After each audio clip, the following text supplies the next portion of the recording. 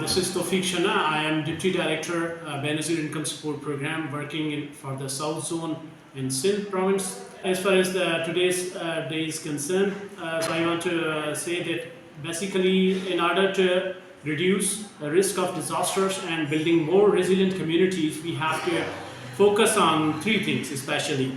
One is prevention, mitigation, and preparedness.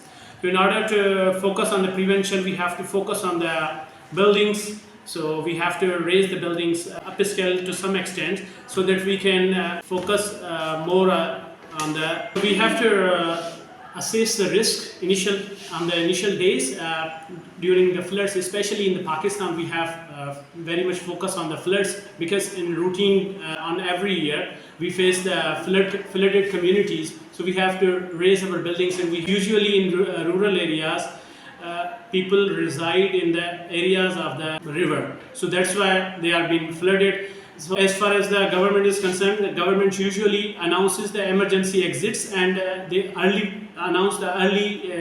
They have a strong early warning systems. We have to listen them, and we have to take measures accordingly, and we have to focus on the infrastructure development and building the areas where schools are constructed. We have to focus in the lens of these, and we have to make community level drills and exercises through which we can guide the community that how to react during the disasters, because mainly psychological effects and post disaster effects are coming in those areas.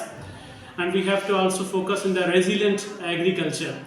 We should need to develop resilient agriculture in the areas where floods are most often occurs. In the last, I want to give the message to the community that we need to engage the community at a level where they can be involved in planning, execution, and preparedness. Because usually just communities being warned that you have to just evacuate, you have to just make sure that you are not being hazard.